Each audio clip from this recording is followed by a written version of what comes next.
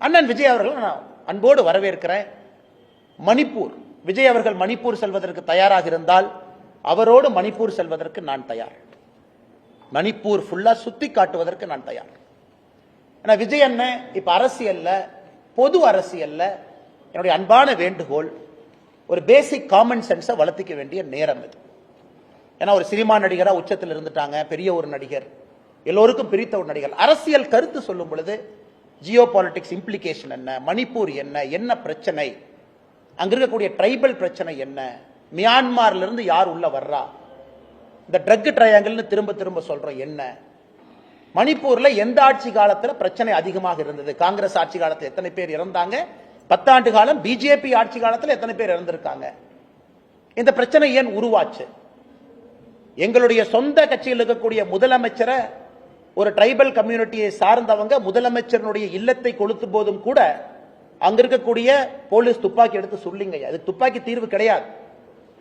பாரதிய ஜனதா கட்சியினுடைய முதலமைச்சருடைய வீடு கொளுத்தப்படுகிறது, அமைச்சர்களுடைய வீடு கொளுத்தப்படுகிறது, கட்சி நபர்களுடைய வீடு கொளுத்தப்படுகிறது, சூறையாடப்படுகிறது. அதற்கு நாம் எல்லாம் உடனே armed forces special powers act Manipur ஃபுல்லா மறுபடியும் ரீ எக்ஸ்டெண்ட் பண்ணி, அதற்கு தான் அங்க இருக்கக்கூடிய பெண்கள் அம்மனமாக நடந்தார்களா மணிப்பூர்ல ஒரு காலத்திலேங்க காங்கிரஸ் ஆட்சியின் பொழுது. உடைகள் இல்லாம எனக்கு armed forces special powers act எங்க ஊருக்கே வரக்கூடாதுன்னு நம்முடைய தாய்மார்கள் சகோதரிகள் உடை இல்லாம நடந்து போனாங்க. அதே மணிப்பூரை திரும்ப கொண்டு வரணுமா, armed forces special powers act கொண்டு வந்து அப்படியே ஒரே நாள்ல ஷூட்டிங் ஆர்டர் கொண்டு வந்து எல்லாத்தையும் சுட்டு தூக்கி போடுங்க. அதிலிருந்து தான் பாரதிய ஜனதா கட்சி மணிப்பூரை வெளியே கொண்டு வந்திருக்கிறது. ஆனால் அண்ணன் விஜய் அவர்களுக்கு இதை சொல்ல வேண்டும் என்பது என்னுடைய அன்பான ஆசை. காரணம், புதுசா அரசியலுக்கு வந்திருக்காங்க, சில விஷயங்கள் அவர்கள் தெரிந்து கொள்ள வேண்டும் என்பதற்காக. இன்னைக்கு மணிப்பூரை பொறுத்தவரை, மணிப்பூர் பாருங்க மணிப்பூர் பாருங்க நான் சொல்றாங்க, மணிப்பூரை பொறுத்தவரை இன்னைக்கு வடகிழக்கு அந்த பகுதி மட்டும் நல்லா விஜய் அண்ணன் கேட்டுக்கணும். நாங்கள் ஆட்சிக்கு வந்த பிறகு, பாரதிய ஜனதா கட்சி, பாரத பிரதமர் நரேந்திர மோடி அவர்கள் வந்த பிறகு 2015 திருப்புரால ஆர்ம்டு போர்சஸ் ஸ்பெஷல் பவர்ஸ் ஆக்டினுடைய டிஸ்டர்ப்ட் ஏரியா நோட்டிபிகேஷனை நாம வாபஸ் எடுத்துக்கிட்டோம். திருப்புரா மக்கள் நிம்மதியா இருக்கலாம். 2018 மெகாலயால ஆர்ம்டு போர்சஸ் ஸ்பெஷல் பவர்ஸ் ஆக்டினுடைய டிஸ்டர்ப்ட் ஏரியா நோட்டிபிகேஷனை வாபஸ் எடுத்துட்டோம், அந்த மக்கள் நிம்மதியா இருக்கலாம். அசாம்ல 2014 இருந்து மோடி அவர்கள் வந்த பிறகு 23 மாவட்டத்தில் ஆர்ம்டு போர்சஸ் ஸ்பெஷல் பவர்ஸ் ஆக்டை வாபஸ் எடுத்து இன்னைக்கு ஒரே ஒரு மாவட்டம் அசாம்ல மட்டும்தான் ஏஎஃப்எஸ்பி இருக்கு. அதை தாண்டி மணிப்பூர்ல 2004 இருந்து டிஸ்டர்ப்ட் ஏரியா டிக்ளரேஷன்.